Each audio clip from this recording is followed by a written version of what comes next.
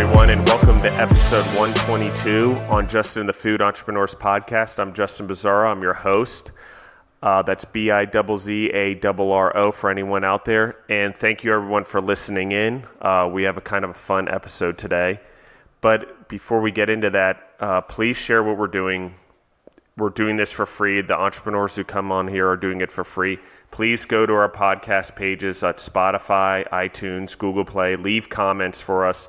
Tell us what you think about the podcast. Please give us feedback. Send us questions if you want questions. And please continue to share what we're doing with your friends and family because we want to give back, and these entrepreneurs that are on the podcast deserve your recognition.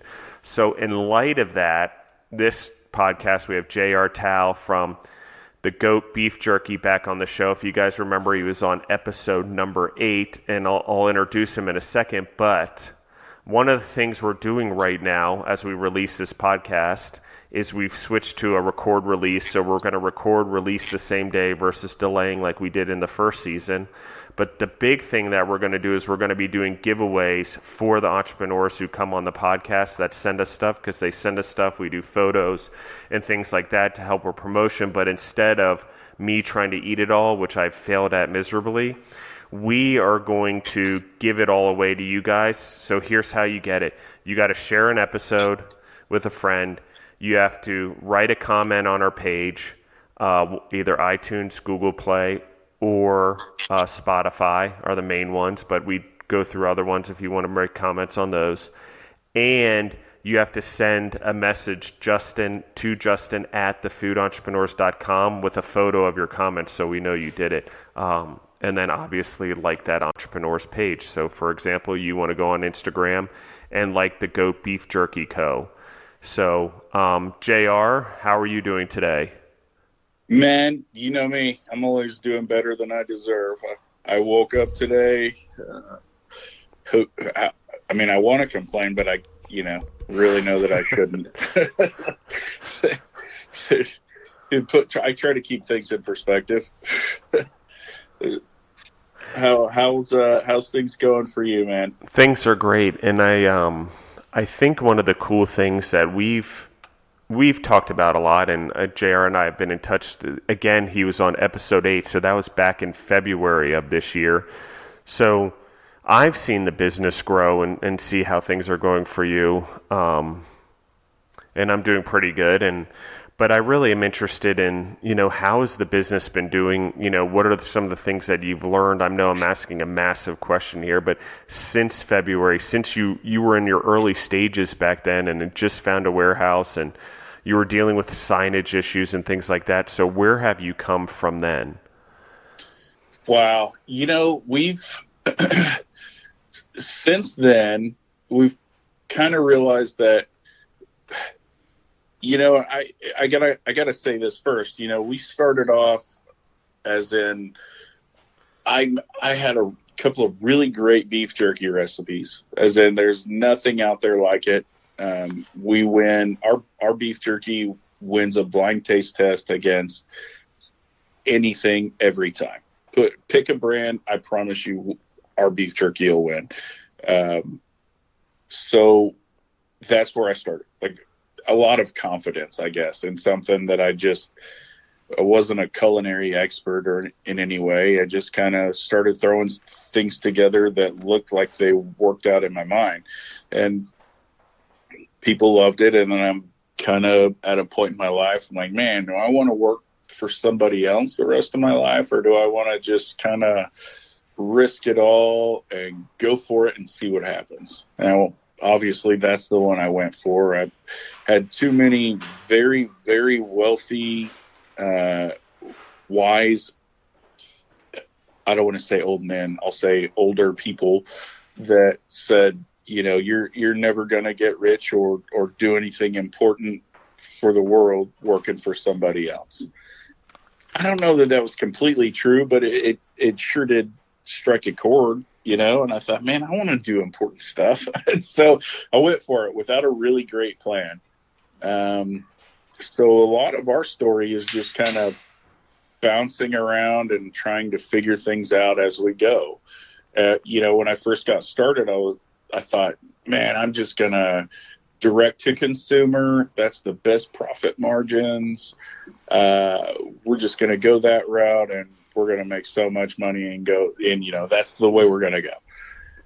Yeah, well, there's a ton of money you got to spend on marketing and advertising and things like that to hit that direct to consumer market and really capitalize on that. So, we're growing at a good pace for a company that didn't spend any money on marketing and advertising. And we got approached by a local university. They're like, hey, we love your brand, and we've actually ordered some of your product to give it a try, and it's pretty phenomenal. Would you guys interested in doing some kind of a partnership? And I thought, well, I don't know, come to my office and let's talk about it. So fast forward, skip all the details. I really liked what they had to say, and I thought, what the heck, we'll go for it. Well, the next thing you know, they're kind of doing some social media, LinkedIn, posts and things like that, saying, hey, we partnered with the G.O.A.T, check them out, things like that. And then I get a call from a fairly large retailer. They're very large in Oklahoma, and they actually have several brands, if you will, across the nation. And so as far as Oklahoma's concerned, they're like, hey, we heard about you guys through our partnership with this university. They actually gave us samples. We'd like to talk to you about selling your product in our stores. Oh, fantastic. This is great. You guys came to me. This is wonderful. It's everybody's dream. Somebody really big coming to you saying, hey, we heard about you. We want to sell your product. So we did that, met with them, not knowing any better. I gave them a really great price. I didn't know they're a grocery store, by the way.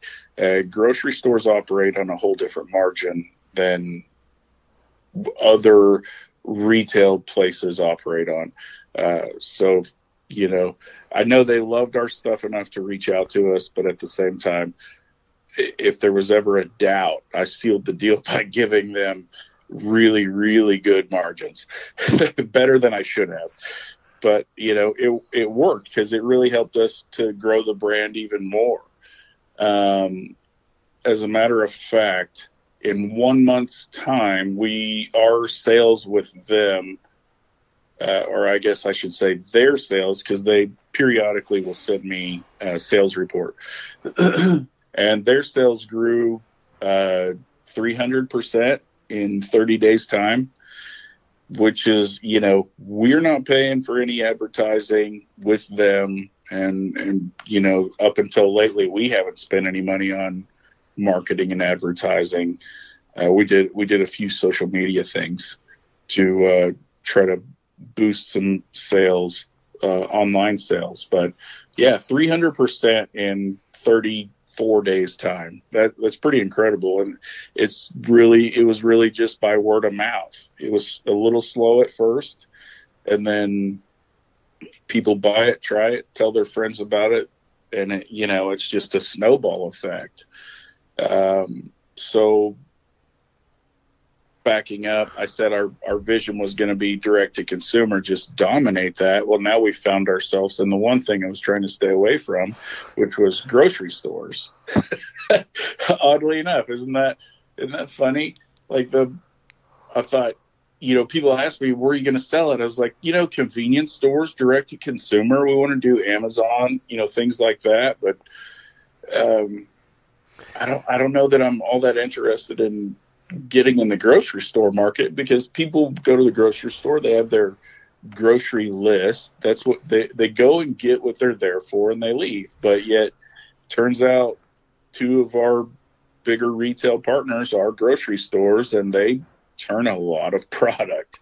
Well, and I want to pause you right there just for 1 second, JR, because one of the things that in my mind, like, okay, beef jerky, it's a $4 billion a year industry roughly, and is growing at a rapid rate because of, what's going on in the snack food and sort of leaning healthier, though we can talk about the health of beef jerky in a second and what you're doing with your product. But traditionally, if you would have came to me and said, I'm starting a beef jerky, I would have been like, okay. And I think your beef jerky is the greatest of all time. I've tried some others, and there's some others that are really good as well, like yours, but they're not the ones that are mainstream. It's controlled. I would say probably 50% plus of the market is controlled by one company who has a bunch of sub-brands underneath it in the grocery stores. And I would have been like, okay, you need to disrupt them. You're right. You need to go direct to consumer, because how are you ever going to battle them? You don't have the marketing dollars. You don't have the shelf space. You don't have the whatever. But what has actually happened, weirdly, is in your pursuit to go directly to the consumer, it ended up in a grocery store, and it ended up in the grocery store's hands, and now it's on a grocery store shelf. And and margin, I want to make a little comment that in the food business, it's a funny thing, because you want to make money and you want to hold the premium of your brand, and because you do have a high quality beef jerky. But the other problem is you can't build a brand unless it's out there, for lack of a better term, being put in people's mouths. Yeah. And so, exactly. So I just want to let the audience know about that. Like, there's a thing that goes on, and everyone thinks we're in the digital age and we need to go direct to consumers, but bricks and mortar still matter a lot in food and beverage. There's no other way to really get the consumers to try your product unless you physically, in some way, are in a place to put it literally into their mouth. Or you have copious amounts of dollars to throw at marketing that people want to try it because you have a really great campaign, a national campaign that hits people in such a way that they're like, oh man, I want to try that. They've got a really great commercial. Obviously they don't consume it in that way, but there's something visually appealing in their national advertisement that says, I'm going to try this. Geez, look at Bang Energy. They were nobody. I can't imagine the hundreds of millions of dollars Jack has spent on marketing. And he has a great product. I have friends that they live in the fitness world, and they stand by the Bang Energy product, but it started with just a phenomenal marketing plan, and he had the dollars to throw at it. I know that. They're everywhere now. I was actually talking to a guy. We were just in Los Angeles, and I saw the truck come deliver all of it. And I drink Monster. That's my drink. I shouldn't drink it. It goes well against my health stuff, but that's my go-to when I am drinking energy drinks, when and if. And so I was curious. I'm like, how do these compare to Monster? He's like, well, Red Bull used to be our seller, and then Monster sort of took that shelf space, but now they can't keep them on the shelf. There's this whole twist where it's not only an energy drink, but it has the creatine and the BCAAs, which is blockchain amino acids, for anyone that wants to know. I'm surprised I got that right. And but there's a difference in it. And I'm going to just tie it right to your beef jerky. And the difference in your beef jerky, one, the moisture levels, like, it's just better. But two is that makes it the greatest of all time is less sugar, less salt, and you let the flavor do the work, not the salt, not the sugar. It's actually the flavor profile that does the work in the jerky. That's right, and that's what I don't guess. I would say the average consumer doesn't know this, and to be honest with you, I didn't know this when I was making beef jerky as a hobby. I just came up with recipes that you just play with it until you get something you're like, man, I love this. If I love this, other people will love it, unless you're that person that has a ugly baby and you're clueless that you have an ugly baby, And so people, you make your stuff and give it to people. Don't tell them you made it. And they're like, this is really good. This is amazing, blah, blah, blah. So I'm sorry, I got distracted for a second. But so I stuck with my recipes. And I presented them to the company that manufactures our beef jerky for us. And they say, okay, cool. Well, you sign this, we'll sign this. Let's make your jerky. They make my jerky and they say, hey, we've got samples ready for you, but we want to let you know up front, your yields are very low. Your sugar and salt they're a lot lower than pretty much everything out there. And that drastically affects your batch yield. And I'm like, oh, okay, cool. Not a clue. I had no clue what they meant. So what that means is, let's say, pick a brand that's owning this market right now, the Gorilla, right? Let's say they start with 10 pounds of beef, raw beef, and they do their marinades and things to it. And then after they go through their process of turning it into beef jerky, they end up with around 8.5, possibly 9 pounds of beef jerky, starting from 10 pounds of beef. Well, when we start with 10 pounds of raw beef, with our marinades and things and all that, after you go through the process, we end up with, at best 5 pounds of beef jerky. Well, that's huge. And I had no idea that our recipes, the ingredients in our recipes would affect our margins basically in that way. And that's huge. I mean, what's the price per pound of beef right now? And you really want your finished product to be as close to what it weighed at the starting product. They kind of came to us with those concerns, and I was like, I don't feel comfortable changing my recipe to make a couple of extra bucks. We're not that brand. You're not going to find us at the discount food mart type thing. If that's what it takes for us to be successful, then I would rather just not. I'd rather just stay on a small scale and do what we can to get by. But that was the case a year ago.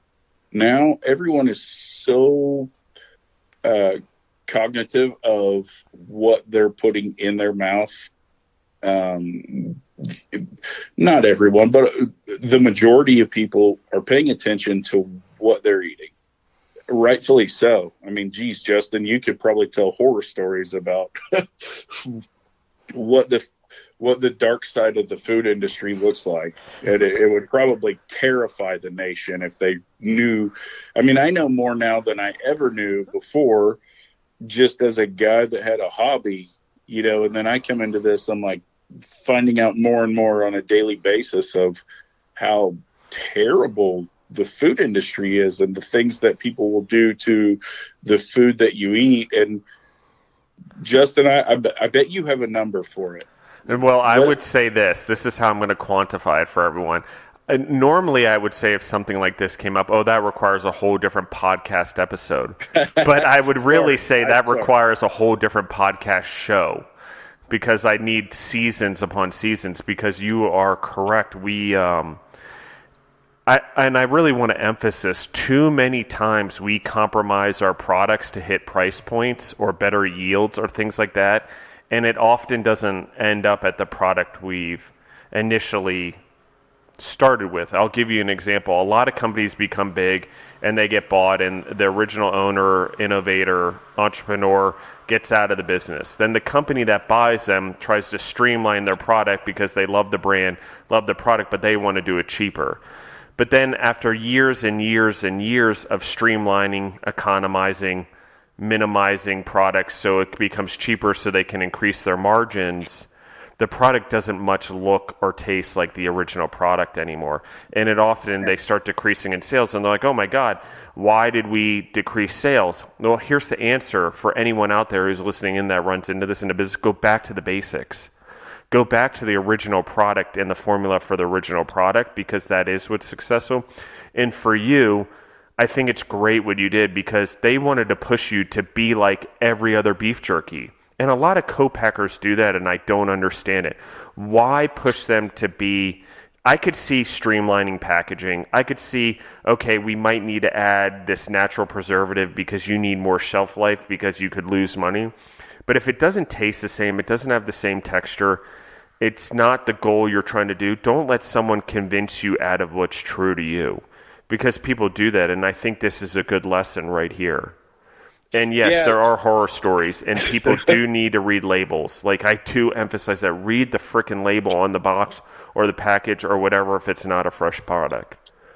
Yeah, and it's crazy. I had I'll leave their name out of it. I had a monthly subscription company reach out to us last week. They're like, "Man, we love your brand. We love your product.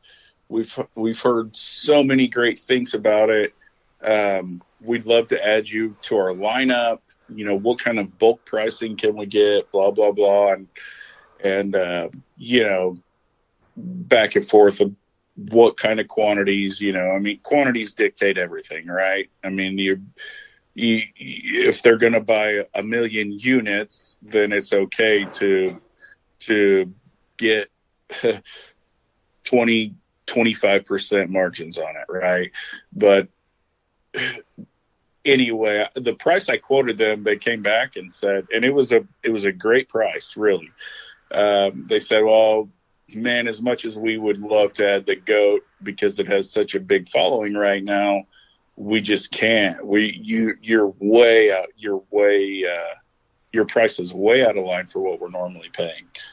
And I said, I appreciate your honesty, but if you don't mind telling me, what do you guys generally pay? Ballpark. You don't have to nail it down. What do you generally pay for the same size package with the other brands you guys add into your monthly subscription?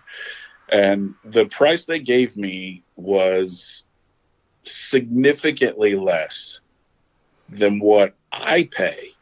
I like I said, I hired a co-packer to make my jerky for me. Their price was drastically less than what I pay. And I mean, it's easy math. It's not like you could throw out something random and they could fake you out or whatever you want to call. I mean, you can look at the price of beef on a national level, wholesale price of beef. Like if Justin was to go and buy beef on the market, what it costs per pound. And there's variances on processing and this and that, whatever, but the price of beef per pound, and then you look at what these people are paying for a 4-ounce package, there's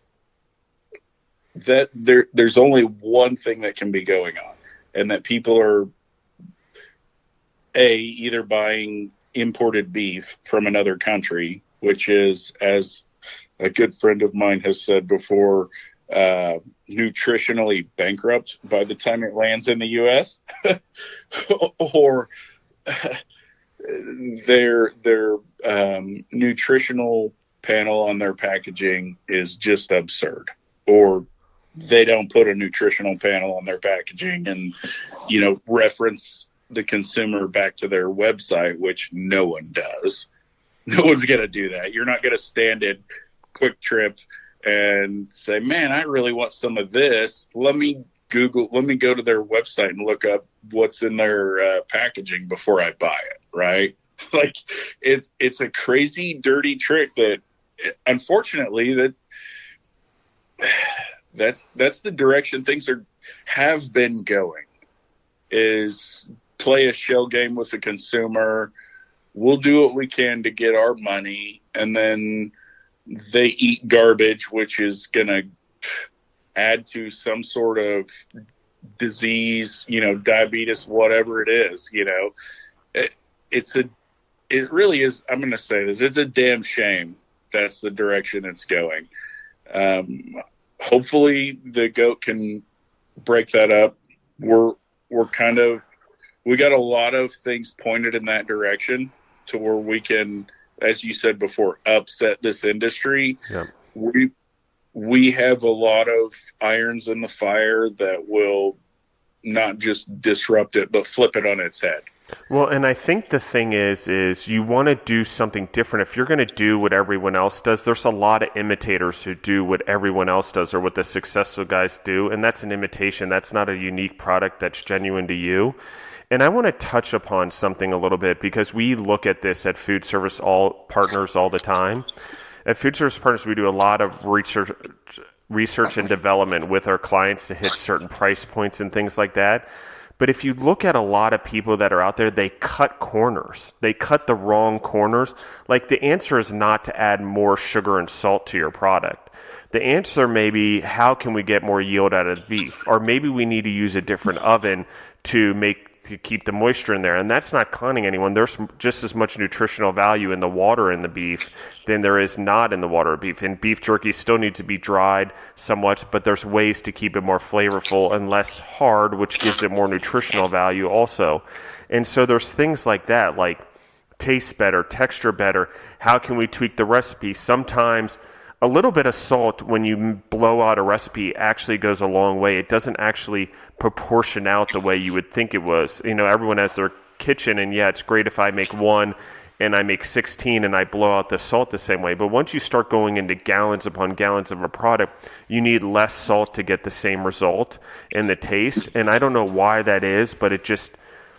I'm not a chemistry person, but I can tell you from taste that is what happens. And we've blown out recipes for clients, and their stuff all of a sudden turns out way too salty, particularly eggs. And I don't know why, but it just happens. Putting more and more cheese in exponentially makes things more saltier versus, measuring it. So there's finding the right partners, and there's finding the partners that aren't willing to cut corners. And that's nothing against your current manufacturer. It's just...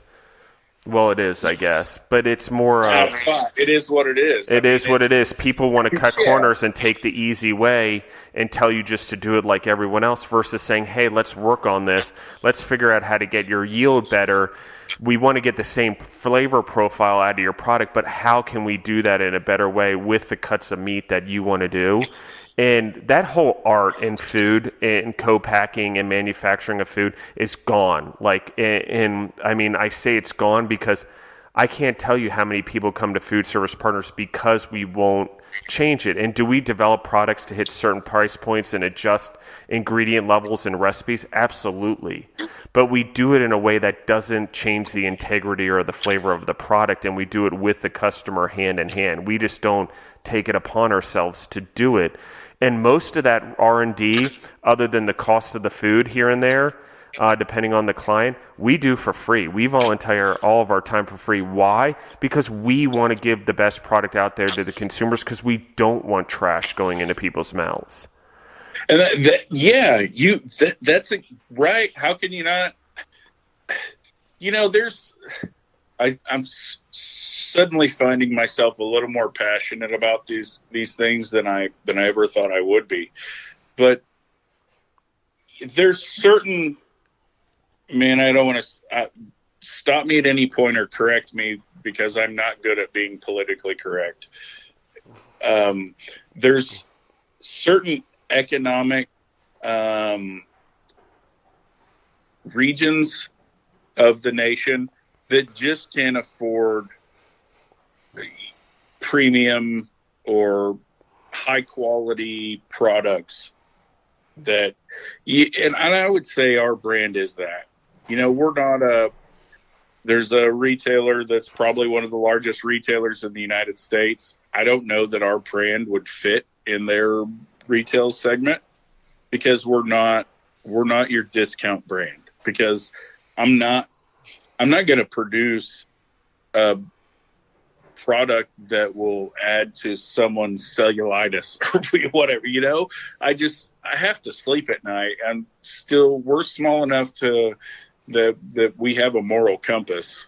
I guess we fly under my moral compass, but the brand flies under my moral compass. But there's ways that we could buy several containers of beef from South America that cut our costs in half, but what are you getting? I mean, how much nutrition's left in that beef by the time it gets to the United States? How well is that beef regulated in South America or whatever country it was. It certainly wasn't regulated the same that it is in the United States. All of those things go into, the consumer's price point. And man, I'm sorry. I'm getting a little distracted because I just recently watched, is it Natural Selection or Unnatural Selection? I've watched a couple of episodes of that. Yeah, on Netflix. I haven't watched it yet, but Deborah and I were talking about watching that as well. You should, because if you've ever want to put yourself in a internal debate, like I'm still right now, I'm a ping pong ball. My thoughts on that, the concept behind that are just back and forth, because initially, basically what it is people have the ability right now to do some DIY gene modification. There's a technology out there called CRISPR that it's kind of cut and paste genome therapy. And so you want to grow bigger muscles and not have to put in the work. You can basically modify that one character of your genome code, and you modify that with a bacteria and then inject yourself with it on, whatever. I didn't watch it close enough to give everyone great details on it, but thinking about that, holy crap, this is the worst thing. This should not be available to the general public, and then, you skip forward to the next episode and there's people that have, SMA, which is, spinal. I do apologize. I'm sorry. Justin knows me well enough to know I don't remember things like this very well. It's a genetic disease that essentially paralyzes. You're paralyzed physically, but mentally you're still there. So when you put it into perspective like that there's a way to modify your DNA and genes to correct these things, which is, it is a genetic disease. I start thinking about, what would I do if my son had something, something at all that we could tap into this DIY gene therapy, right? Now all of a sudden, I moved my line in the sand, didn't I? Does that make sense? Like, first episode, I'm thinking, this is bullshit. This should not be available to anybody. Second episode, I just I put myself in that situation because my son means more to me than my life. There's nothing I wouldn't do for my son. He's an incredible human being. And if he were to be stricken with an illness that would require me to do things I would never do, I would do them to make him better, so that there's a chance that he can make the world a better place or whatever. Yeah. And the thing is, there are commercial products available that will help remedy or help this disease. But no shit, Justin, the first dose of this cure, if you will, is $750,000. And then after the first dose, it is a $350,000 a year upkeep. Here's the best part. This is where I get all jacked up about it. The research that has gone into this gene therapy to find this cure for this terrible disease was funded by taxpayer dollars. So now it's terrible, right? Like I started off watching the series, and I'm only on episode 2.5, right? started off thinking, this is bullshit. These people are idiots. This needs to be shut down. People do not need to be, your average person does not need to be able to have the means to modify genes, DNA in any way. I mean, we all have social media. Everybody's looked at their Facebook, Instagram, whatever, and read somebody's something and thought, how the hell are you allowed to put this information out to the world? And so that, I look at it that way, that people are allowed, they have the ability to modify genes of anything. And, it's currently not illegal for them to do that. And then the next episode, you see that there's a terrible disease with a cure that starts off at $750,000, and then it's an additional $350,000 per year. Oh, and by the way, it was developed using our taxpayer dollars. So your line in the sand gets moved based on what's convenient for you, right? I think that's what happened in food. Basically, we genetically modified food. We genetically modified food specifically because we wanted more yield in our crops, and we thought with more yield in our crops, more yield in our animals, there'd be less people that went on hungry and food would be cheaper. However, what's really happened is we still have the same amount of people being hungry.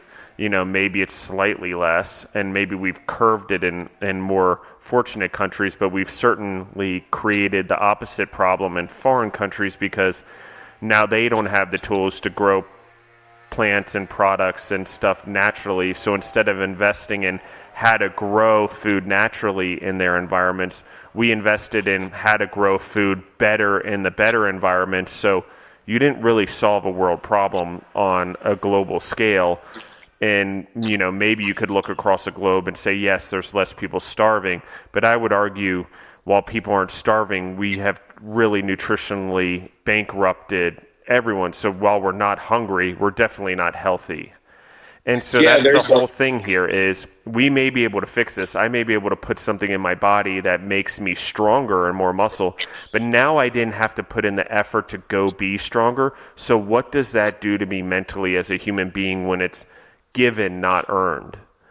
And I think that's that's my moral compass on all of it is what does it affect our productivity as human beings? Because what we've done with genetically modifying and all that, I'm not saying there's not benefits, but what I am saying is it's created less jobs because things are more efficient, and while machineries and everything, and we want to do those things, well, if I have more food to feed people, but the people can't afford it now because they don't have jobs, I really didn't frickin' keep anyone from starving because they can't afford the food I'm producing. And now we throw away so much food, and especially in the United States, that it didn't really go. All we're doing is producing more to throw away.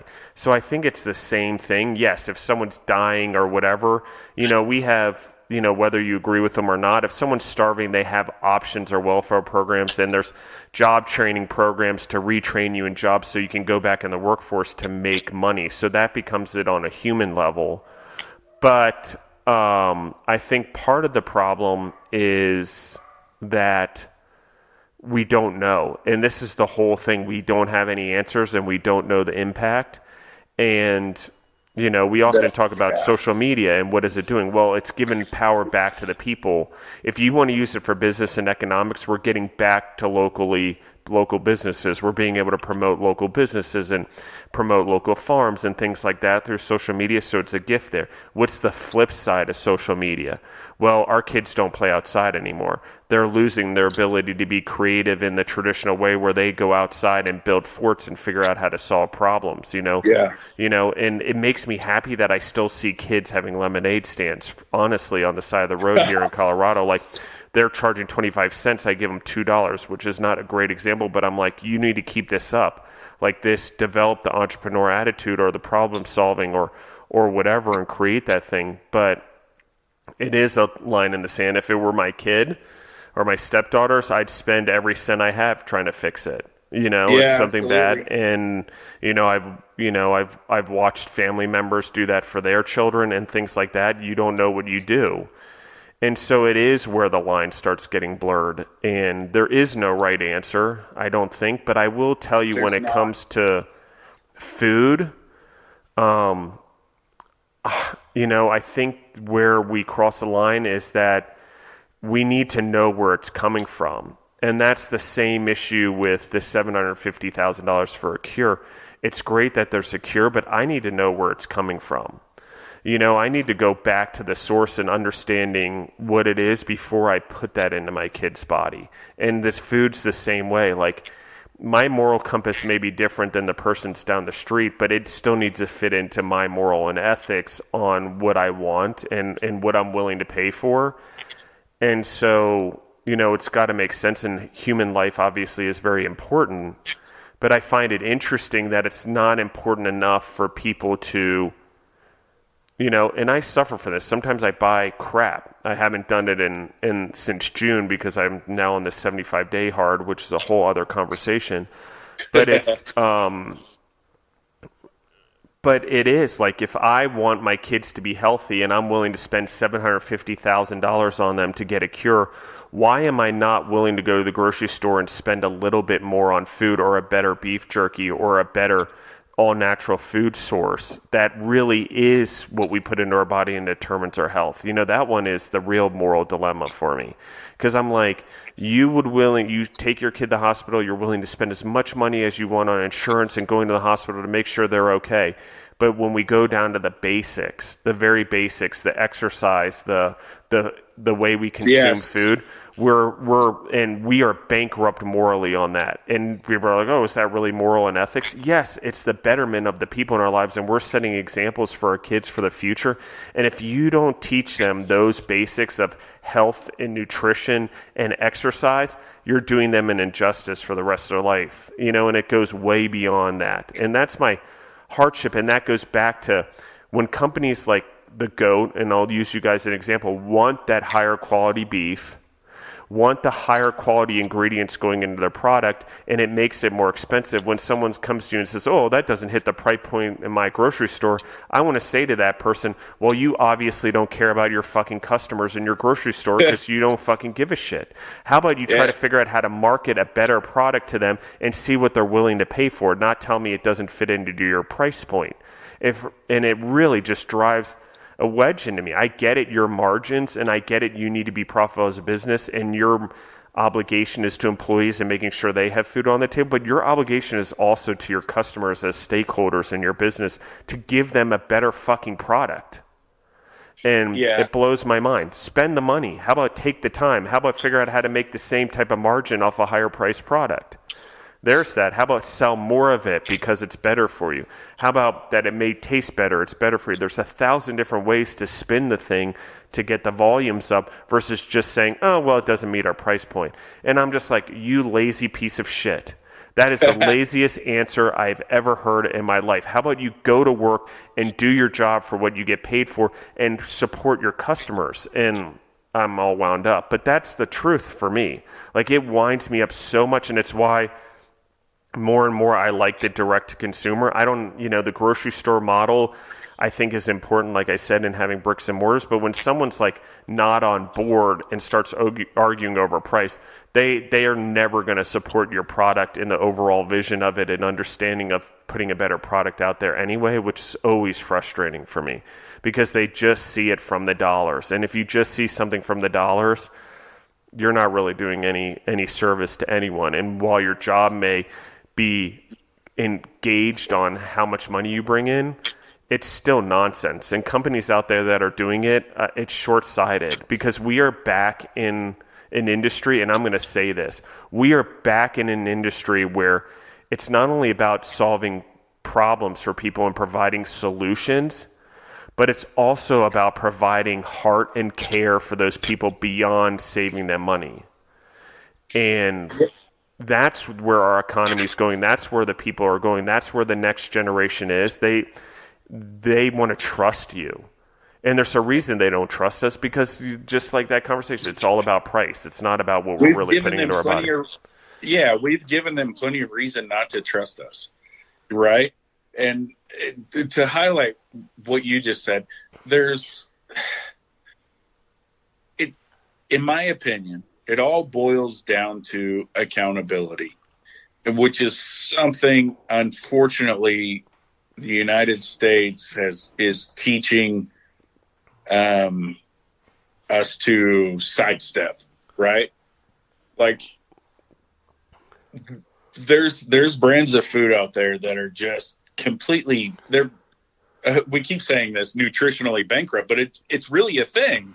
Like, it's not just some cool catchphrase, boots on the ground, or whatever, pick your fashionable term that people like to throw out. It really is a thing. And so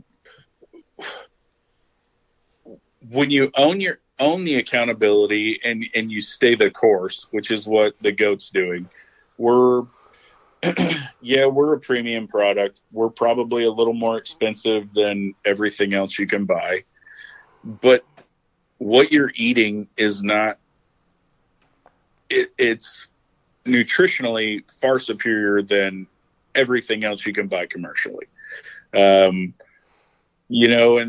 there's something to be said for that. And unfortunately, I guess we're marketing to a specific, I don't want to say demographic. I guess we're targeting our sales towards a specific market is what I should say. Look, you could go and buy an economy car, brand new economy car for X dollars, right? Or you could understand the quality of an item you're purchasing and go buy a handcrafted Kinoseg or, Ferrari, Lamborghini, and I don't want to say that our beef jerky is that. I'm just trying to put it in perspective, right? Like, there's certainly people out there that have an understanding of quality versus, I guess I was going to say quality versus value, but those two things are hand in hand. I guess quality versus price is what I value versus price.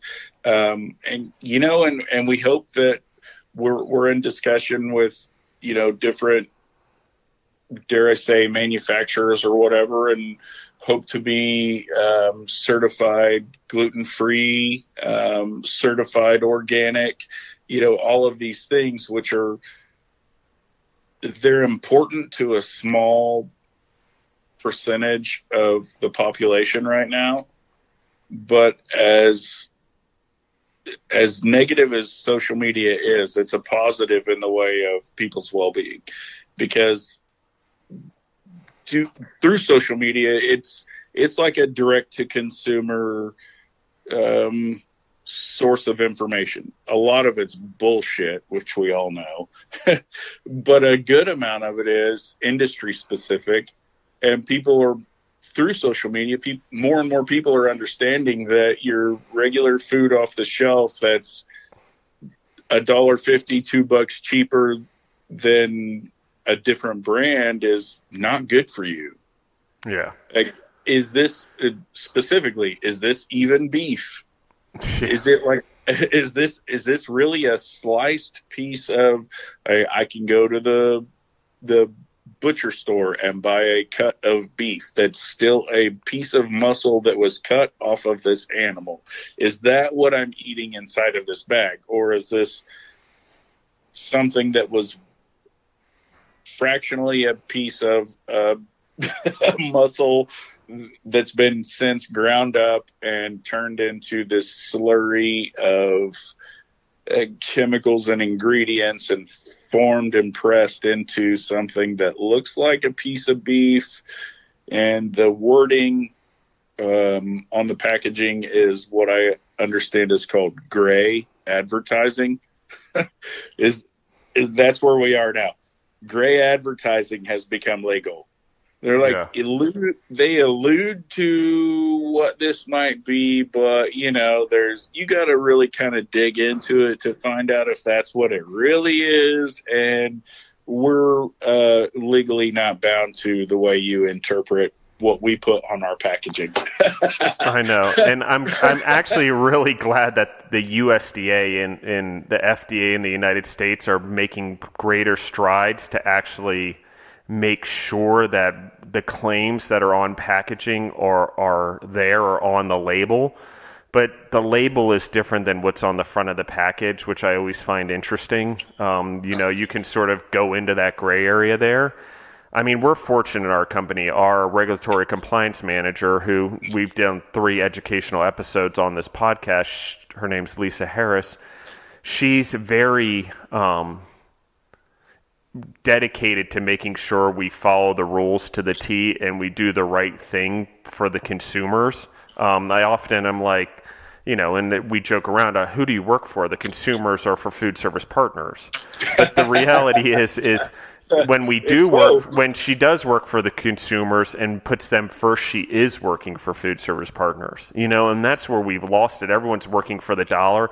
Everyone thinks they're working for their company. No, we need to change that mindset. We need to work for the customers. We want to give them the best product. And I'm going to use your beef jerky. You want to give them the best flavor profile, the highest quality beef that you can within reason, and you want to give them the healthiest version of that product you can, because it matters. And I really want to emphasize this because I talked a little bit about how much we're willing to spend on our children.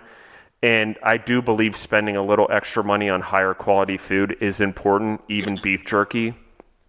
But here's what it comes down to, is the more we demand it, the more we get the organics, the grass-feds, the pasture-raised things, and we actually buy them with our wallets, and everyone starts doing that, the lower that price is going to get, because these farms that are doing it in different ways are going to have no choice but to switch over. And yes, is a more expensive endeavor right now, absolutely. But we want healthier, more nutritious solutions, and we want people to eat more fruits and vegetables in, communities and in urban areas and whatever you want. We've got to start demanding it ourselves to help lower those prices so they can afford it. It's not let's throw money at it and do a welfare program. No, let's speak with the things we can do every day to benefit from it. And that's real. And here's an example. I mean, you're talking about social media and being bad. One is, I'm pretty sure the internet was mostly built around pornography at first. But what it's done is monumental. Okay, what does indoor farming look like? Well, it's pretty much built around marijuana, and all the advancements have been because of marijuana. Now we're able to do indoor farming at a much more reasonable price. Why? Because the demand to build these indoor farms for marijuana drove down prices. It's the same thing. You can argue whether organic's a marketing word or not, and I don't always eat organic. I try to do it as much as I can where it's available. And I'm moving more and more in that direction because I understand the difference in the way that I feel that I've cleaned up my diet. But really, if you wanted to take a step in a direction, you want to just have a cleaner label. And I think that that's where we're going. And certain foods aren't going to have that because you need shelf life for safety of the consumer. But the cleaner, the more easier to read, the less items on a label, I think is better. And your beef jerky is that. I literally the other day, because we are giving away beef jerky, everyone, a shit ton of it. I have a box setting right here. But I compared your label to the other beef jerky labels, and there was one company, I'm not kidding, it must have been 7 times. It covered the whole package on the ingredients. It was insane. And I can't even pronounce any of them. It's like chemistry that I got a frickin' C+ in back in high school, and there's a reason, because I can't pronounce any of those words, let alone memorize them. And I've been in the food business a long time. And if you can't pronounce the food, you probably shouldn't be eating it. That's what it comes down to. I mean, that's one of the best things I ever learned in the food business. There's a reason food's pretty easy to say, apple, banana, whatever. We can learn it as kids. But then you get into dioxazide, monohydrate, potassium benzoate or whatever, and I'm making that up. But you're like, what? I don't know a single one of those things, where it comes from, how it's made, is it natural, is it unnatural? And so it makes it hard. So the basics, really are just back to what we're talking about, is how do we as consumers right the ship, well, we speak through our wallets like anything else. And, I'm not saying buy a more expensive item, just buy a cleaner item, and that's a start right there, and you want better food in our schools, and you want better food in the environment. And you see it, fast food's changing also. It's not an abrupt change, but they're starting to inch that line into to healthier food, And they have to. Yeah. And you go to Chick-fil-A, you can get a salad with chicken, and you can get grilled chicken bites, and you can argue about what oil they're cooking it in or whatever, or what they're using or whatever, but the reality is it's a huge step away from the traditional chicken fried sandwich. Well, and I love fried chicken, so that's my downfall in life right there. But, it's, okay, gluten-free, like you said, that's important, do we consume too much gluten? Arguably, I don't know. But in my opinion, I'd cut gluten out of my diet completely. And now I only need about 5 to 6 hours of sleep a night versus the 8 to 9 I needed before. It makes me a more productive human. It gives me more time with my family, things like that. So, I don't know. It's one of those things where time will tell. Yeah, to be honest with you, Justin, when we'll just throw out the Golden Arches fast food company, when they start with, maybe not even specifically them, when major corporations are starting to slowly, on a micro scale, start introducing food options that are, like you said, organic or natural, or things like that and even on their discount menus, when those items start being introduced, if you're not savvy enough to see that that's the direction everything is headed, then you're doomed, really. I mean, I don't mind go ahead and saying that other beef jerky companies out there that are not, they don't have their head on a swivel, if I can use a baseball term, then they're going to be behind the curve. I'm fine with doing what I got to do to get by for now, knowing that, it's expensive for us. It's extremely expensive because the direction we've gone it's not mainstream at the moment, but I feel like it's headed in that direction. So we can either stick with that's how we started. We're not conforming to what I see as what's coming. That's just who we've been all along, and I'm staying true to it. But fortunately for us, I feel like the U.S. food industry as a whole is headed back towards, okay, we see that we're kind of killing our the people of our nation. And that we could do like 10 different podcasts on things that are somewhat conspiracy based. Pharmaceutical companies, in my opinion, they're a good part of why things have not changed for so long with the information that's available right now and has been available for a long time.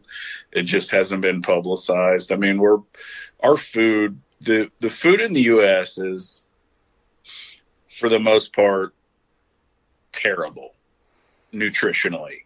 And that's because it's, you cut corners that are technically legal, and those corners that you cut generate margin. And when, the more margin you generate, the more profit you have. The profit you have is dollars you spend towards advertising and marketing. And I hate to say it, but even payoffs, like these things are real. Like you lobbyists should not exist, in my opinion. Like you get a person that's been paid a good amount of money to lobby for a certain law or whatever else. And now all of a sudden, foods that have cancer-causing agents in them are allowed to be manufactured and produced because this person was a really savvy, smooth talker and got something passed that shouldn't have been passed. And now all of a sudden, we've got years of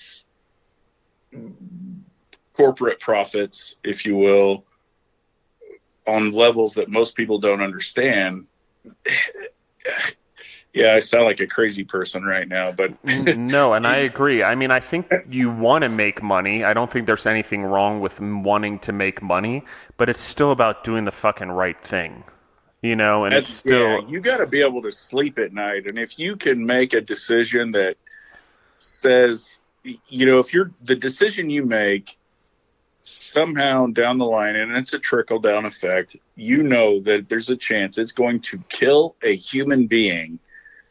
And man, shit, how the hell are you allowed to, it sucks because you shouldn't be allowed to make that decision. You just hope that people wouldn't make that decision. But if they do make that, you hope that there's enough checks and balances in place that they're not allowed to make that decision. But that's not the way it goes. That's not the way it works. And that's why, all along, I have been anti-social media since, when Facebook first came out. I was like, cool, I'll get a Facebook. I can connect with all old friends. And then you see the progression of things and you're like, oh, I don't like this. And I don't like that. And then all of a sudden, specifically my wife and I, we decided to have a baby, and we were successful with that decision. And then, our son is born, and then the next thing you know, we've got people we don't even know posting things about our son that, I didn't tell you could do that. What are you doing? And they weren't negative things, but it just in general, you don't want to, you get an alert on your phone. You're like, golly, you got to clear this alert. And you look, you're like, whoa, that post is about my son. Who the hell are you? And why did you post that without asking me? He's not 18. So it's absolutely, and that's kind of, that has been my disdain for social media, is that people put things out there that are just, they don't consider the consequence of the things that they post. It's self-gratification at the moment, at the time. And absolutely. And that's, human beings are emotional creatures, and you go and we feel differently about things on a day-to-day basis. I'm not a sociopath. At least I don't think I am. So I feel one way about something one day just because of what I'm going through. And the next day I might not be going through as much stressful things and be like, I probably overreacted to that, and I've had a chance to step back and think about it differently. Dichotomy of life right there. Yeah. And so, like I said, I have been against social media. Now I own my own company, my own business, and we utilize that social media to help people know about or to help ourselves to tell people about our brand. And hey, come buy our stuff. We're not saying anything bad about the other guys. Just try us and you decide for yourself type thing. So isn't it funny? Now the shoe's on the other foot. I still dislike social media on a personal level. My company benefits from it, but for me personal, I go ahead and go through my social media. You'll see a limited amount of personal things on my social media. I just don't want to share stuff that's precious to me and my family. Yeah. Well, I think that something that's really, like, I had this light bulb go off about 2 weeks ago, and I have the same dichotomy. I got work that I want to use it for, and I haven't really jumped into it for work yet, and I have my personal account, which I use a lot, but then I'm like, how much am I oversharing? And then it sort of dawned on me, if I'm going to do it, I might as well jump fully into it with the businesses, with myself. But if I'm not posting something that helps someone else on social media or that tries to make the world a better place, and it's all about self-gratitude, then I'm not doing anyone any good, including myself, because really it's a freaking temporary self-gratitude thing, and it's ridiculous. Yep. So if I'm not putting it out there in order to gauge my message, it may be about me, but how can I speak about it, help other people in business, help other people I know, even my own stepdaughters, that may or may not read it. How can I put a message out there that helps everyone? And now if we look at it that way, and not everyone's going to, a lot of people don't have that self-awareness, as we talked about earlier, but it's, how can I use this platform to benefit me, to benefit my businesses, but really, which is the selfish way, or how can I use selflessness and try to benefit everyone, including the people within my company or the employees and coworkers that I have, that they may read it also. So I think that's part of it.